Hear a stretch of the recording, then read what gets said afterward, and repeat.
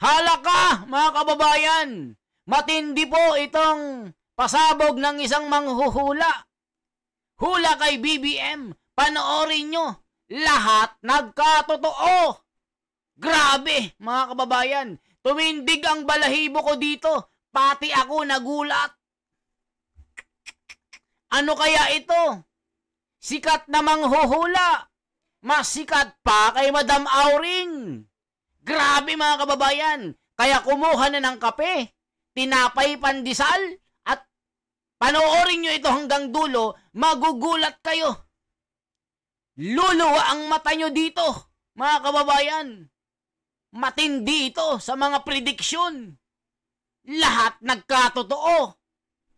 Gaano katotoo ang mga hulang ito, mga kababayan? Kayo mismo ang magde-decide kung totoo ito. Kayo mismo ang magpapatotoo lahat ng nangyari kung totoo ito. Grabe talaga, mga kababayan. Nung makita ko ang bidyong ito, talagang tumaas ang mga balahibo ko dito, mga kababayan. Matindi. Pati mga hula, hindi pumapanig kay BBM dito. Matindi talaga, malupit. Mga kababayan, oh, tumindig talaga ang balahibo ko dito. Grabe talaga. Ito na po, mga kababayan. Just sit and listen at uminom kayo ng kape. Mga kababayan, masaya na nakakakilabot, exciting. Panoorin nyo hanggang dulo ito. Pati kayo mapapalundag dito kung ano ang meron dito sa hulang ito. Eto na po, mga kababayan. For a short review lang, para alam nyo naman na ako ay pantay. Naririnig nyo naman ako tungkol sa pagtatarot sa ating Vice President. Ngayon naman, President ang ating itatarot. But before that, kung napansin nyo, nagtarot na po ako tungkol sa ating President. At maraming warning noon ang tarot sa kanya. Na actually, kung pinakinggan lang po at nanawagan pa ako na kung sino ang nakakarinig ay payuhan ang ating President. Kung yun lang po ay nasunod, hindi po sana nagkaroon ngayon ng isang maatikabong paglalabas ng emosyon ng sanlibutan na ikinabagsak. Sinabi ko po yan noon, babagsak at iikot ang sitwasyon. Mawawala ang tiwala ng mga tao sa mga tauhan ng ating gobyerno. Nangyari di po ba? So, ngayon po, eto na naman tayo. Ipapaliwanag ko na naman na ito po ay pantay na pagbabasa ng tarot.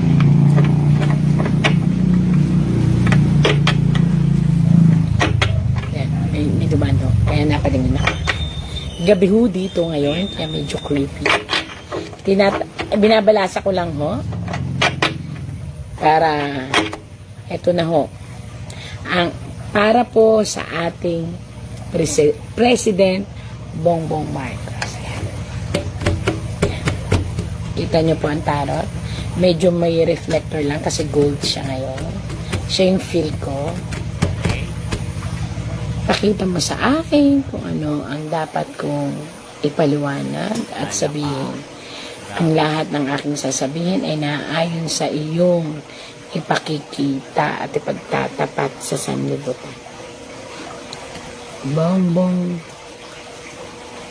Marcos, Presidente ng Pilipinas. Yan po ha. Kita nyo po, pre-scattered po yan. Ang sabihin yan, talagang ginugulo ko po para walang bias. Wala yung sabihin yung scripted. Ayan. Dito pipili lang po ako. Since hindi po ako si ating President, i-represent ko po ang pangalan niya.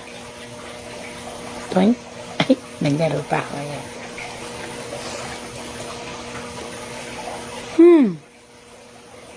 Ito po ngayon ang nararamdaman ng ating President Bongbong Marcos. Kung napapansin niyo po, ang puso niya, ayan, Bakit po ang puso niya ang inilabas? Sa nangyayari po ngayong tensyon, sa nangyayari po ngayon na balitaktakan, sa totoo lang po, walang masisisi kung hindi siya. Kung actually, ito baka sermonan ko pa nga po yung mga taong nakikinig na talagang sasabihin nilang sila'y makamarcos. Kung talagang makamarcos kayo, sana narinig nyo noon ang YouTube at vlog ko. Napayuhan nyo po ang ating presidente, kung sino man ang nakaririnig nito, na maghinay-hinay sa pagdidesisyon tungkol sa isang pamilya. Dapat po, lahat ng nangyayari, kahit sabihin pa po natin na alam niya o hindi niya alam, at the end of the circulation of the game, sa kanya ito ibabato at siya ang mawawalan ng reputasyon at pangalan kapag itinuloy niya ang laban sa Duterte family. Sinasabi ko na po ito noon kasi nangyari na eh. So it means totoo ang aking hula, totoo yung vlog. Pero ito, nakita ko ngayon dito, ang kanyang puso ay puno ng pangamba. Bakit? Sa nangyaring sitwasyon ng butuhan, ipinakita ng sangbayan ng Pilipino na ayaw na nila sa sitwasyon ngayon. At bakit nangyari yon? Dahil po sa, hindi natin alam, kasi ang nakalagay lang dito is dahil sa mga desisyon na hindi napag-aralan. At ang ginamit ay ang impulsive thinking o yung sinasabi natin na kung ano ang may kumbaga sa papel, ito ibinigay ko sa inyo, hindi na niya siguro nabasa, tuloy-tuloy lang, and then pinatupad, and then ngayon nagkagulo. Ang naging kalaban po niya ngayon ay ang sambayan ng Pilipino. Pero marami pa rin naman po nagmamahal sa kanya.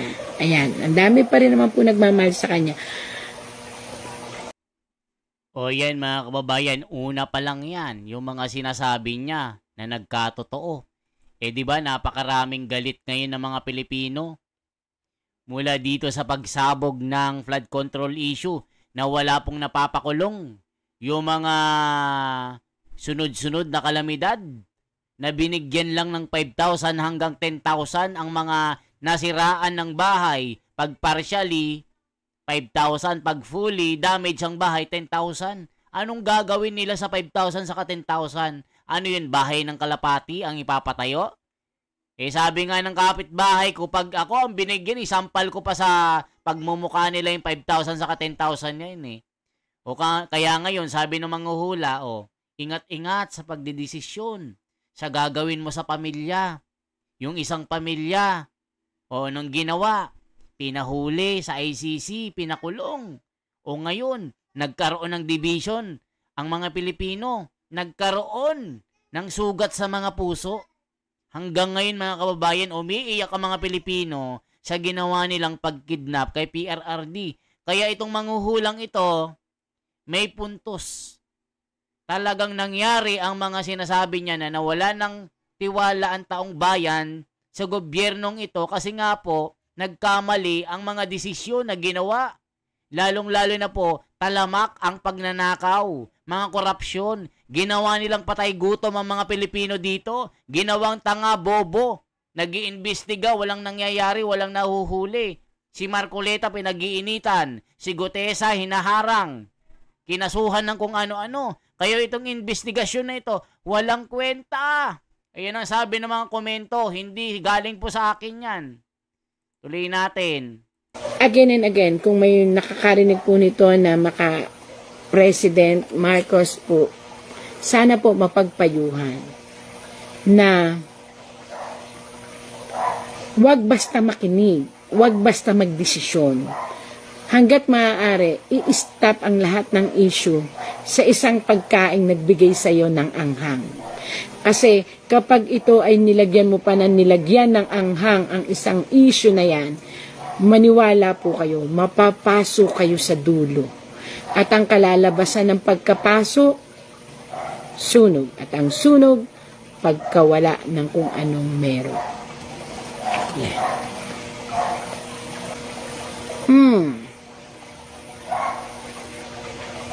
Hindi ko alam. Again po nagbabasa lang ako ng tarot. Hindi ko alam kung sino itong lalaking ito na sobra niyang pinoproteksyonan. At itong protection na to is nasisira ang reputasyon ng ating. O, kita nyo po, may isang lalaki na pinoproteksyonan na kumakatawan po sa kanyang pinsan. Tignan nyo, may hawak na picture na lalaki.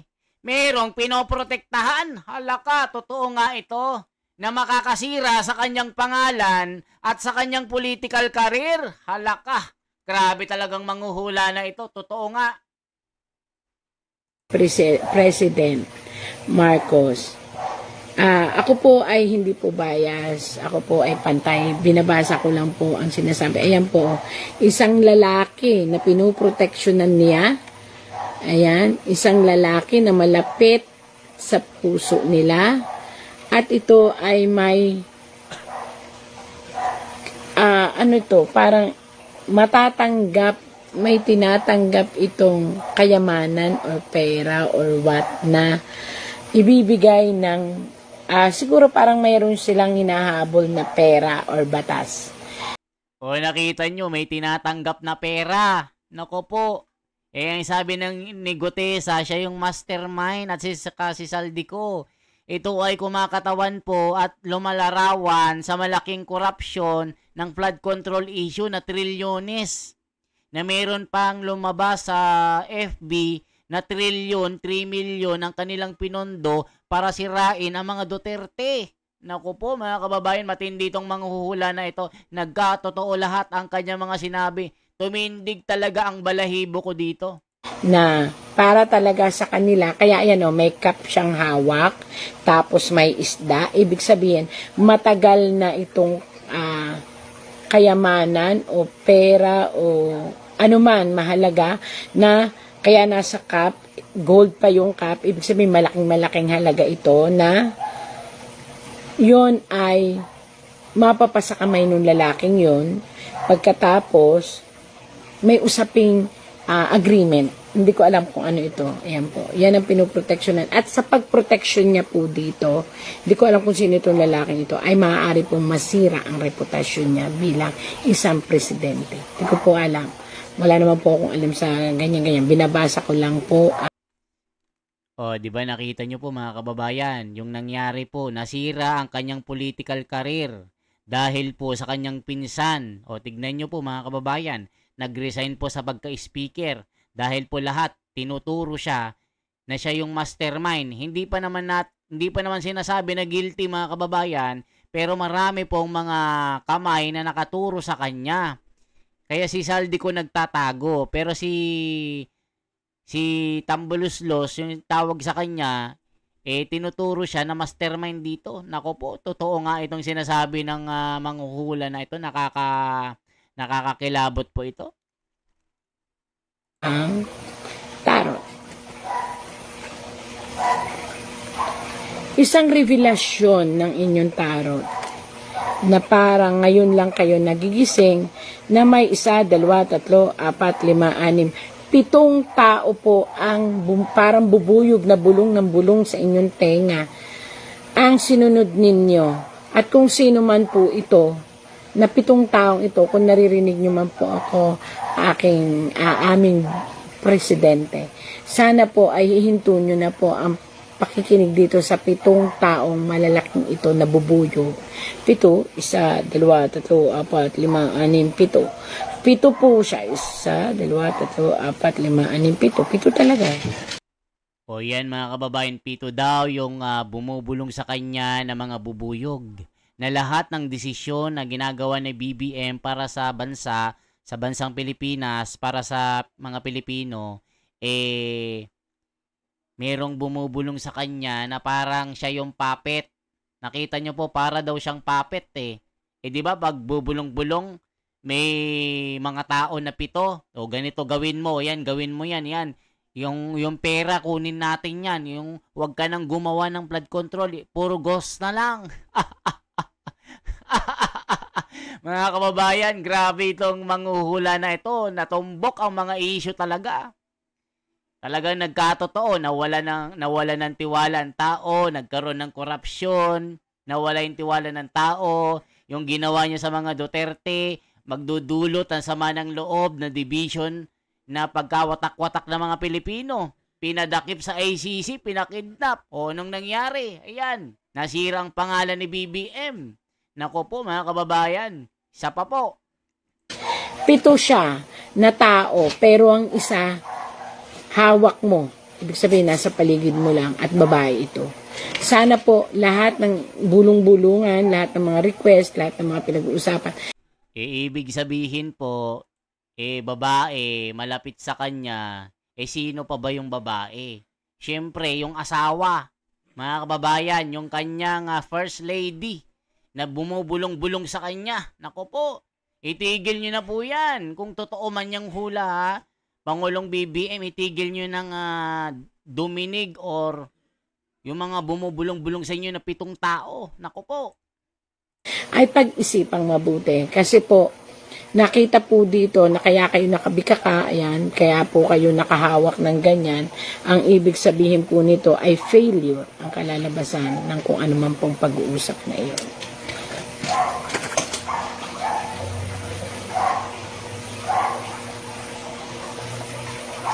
Nako.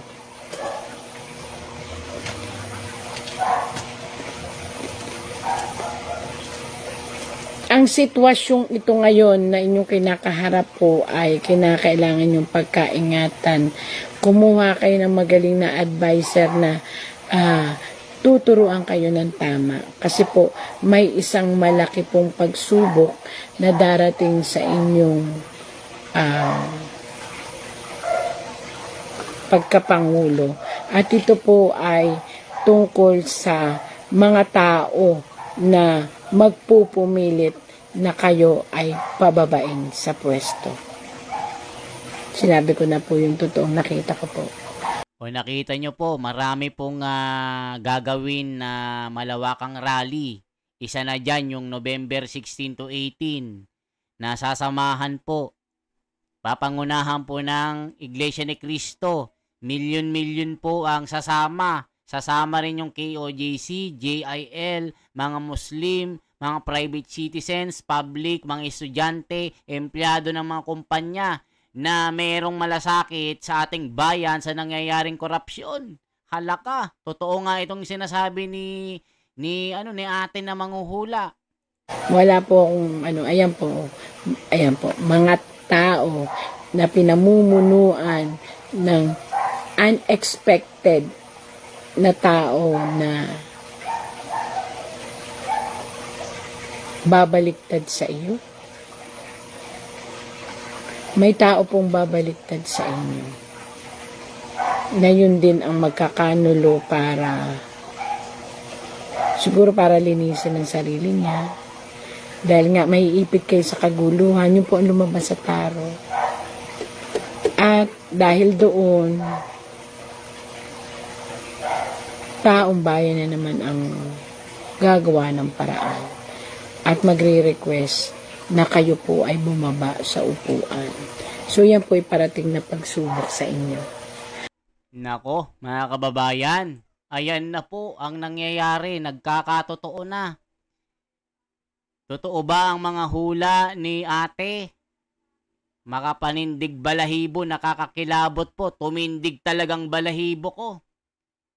Mas magaling pa kay Nostradamus ito, mga kababayan, yung kanyang mga tinuran na mga sinambit sa kanyang mga labi, mga kababayan, na merong malaking kaganapan na haharapin ni BBM sa kanyang administration. Malawakang rally, may mga babaliktad, lilipat ng bangka, siya ay tratraidorin, maghuhuda sa kanya, yung mga malalapit sa kanya, ipagtatabuyan siya. Nako po, mga kababayan, ano kaya ang magiging future ni BBM ngayon, itong November na ito, na magkakaroon ng malawakang rally na people power? Totoo kaya ang mga sinasabi? Nakita nyo naman, nagkakatotoo na yung mga sinasabi ni ate. mga magta-traidor, yung mga bumubulong na 7 tao, yung isa malapit sa kanya, yung asawa, malawakang rally, yung pagkidnap kay PRRD, pinakulong. Yan po ang balita. Yan lamang po ang aking masasabi mga kababayan. Kayo rin naman ang aking tatanungin. Ano po ang inyong damdamin dito? Ano ang inyong mga reaksyon? I-comment sa baba. At ipakalat ang bidyong ito. Pati kayo. Magugulat at luluwa ang mga mata nyo pag napanood nyo po ito. Once again, ako si The Wonders Philippines. Mabuhay. Isang like, isang share po at isang subscribe. Mga kababayan po abroad, OFW. Salamat po sa inyong suporta. Mga kapatiran, kita-kita po tayo sa November 16 to 18. Isigaw natin ang transparency and accountability. Managot ang dapat managot. Salamat po.